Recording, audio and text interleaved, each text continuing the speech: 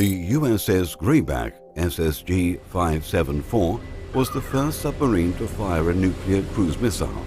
Launched on the 2nd of July 1957, the Grayback was originally designed as an attack submarine, but was adapted to a cruise missile submarine in 1958.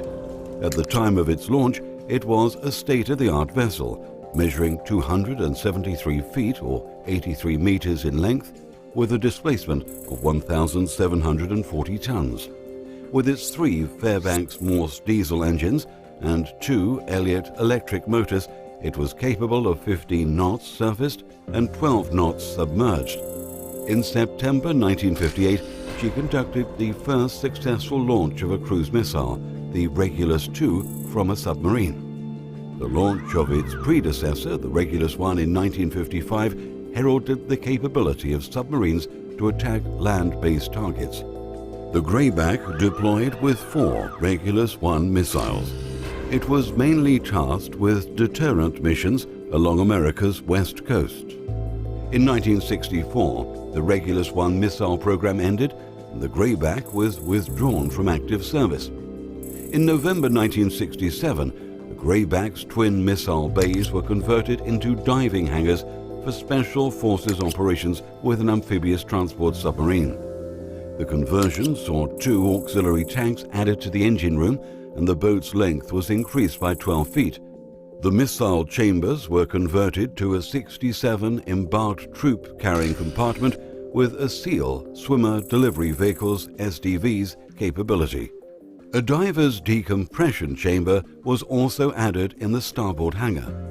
This new capability, unheard of elsewhere in the Navy, had been routine aboard USS Grayback for more than 15 years.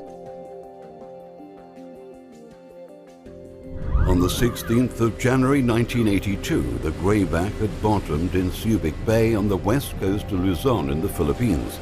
At 22:46, the SDV returned to the hangar. At 23:38, the dry side supervisor ordered the opening of the hangar vent valve. The order was acknowledged and obeyed, and no vent pipe alarm was heard. To exit the chamber, it was necessary to drain the water from the wet side. This was to be accomplished by an operator in the control bubble, a plexiglass enclosure from which he was to open the valve to allow air into the chamber as the water drained out. After reporting the valve open, the operator opened the drain valve to drain the water from the hangar.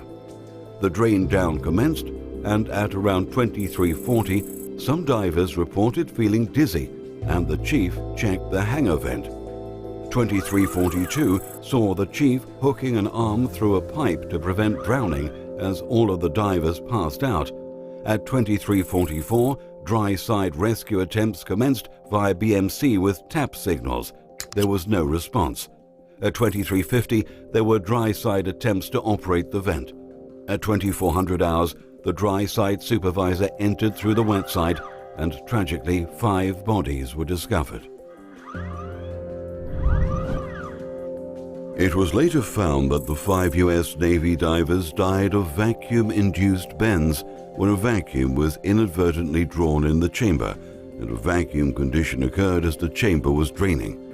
Another view is that low pressure caused the divers to lose consciousness, and death was in fact through drowning.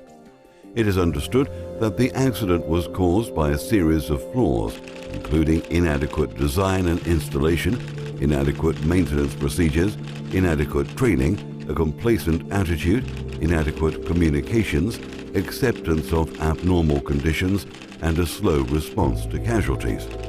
The divers' deaths were also attributed to the negligence of General Dynamics Corporation in the conversion from a missile-carrying submarine to a personnel-carrying submarine.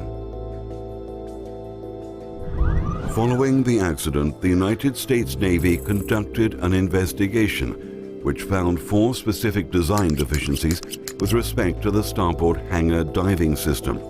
The report found that there was a lack of a safety interlock mechanism to prevent the opening of the hangar drain valve when the main vent valve was not fully opened. The only valve position indicator on the main vent valve consisted of a metal tab which is underwater and cannot be seen when draining the hangar. there was no remote position indicator visible from the dry side of the hangar. The general design of the hangar made proper maintenance of the main vent valve extremely difficult, if not impossible. It was also found that the Navy was negligent in failing to provide for basic safety features in its COR, which would prevent a partial vacuum or low pressure from occurring. Failure to perform sufficient operational testing. Failure to conduct a formal design review of the system. Failure to properly lubricate and maintain the shaft of the main hangar vent valve. A subsequent court case attributed 80% of the fault to General Dynamics and 20% to the Navy. The accident led to changes in how the Navy designed, built, maintained, and operated complex submarine-based diving systems. Both the chronology and the list of legal investigation findings point out a number of small errors. Each one by itself wasn't catastrophic, but when combined in the right order led to tragedy. A questioning attitude or a determination to do the right thing at any of these steps might have broken the deadly chain and averted the mishap. Such a fatal lineup of minor errors would appear to be a very improbable event, yet it happened. The USS Grayback was decommissioned for the second time on the 15th of January 1984 at Subic Bay Naval Station. Just over 2 years later, the Grayback was sunk as a target in the South China Sea. Those that fail to learn from history are doomed to repeat it.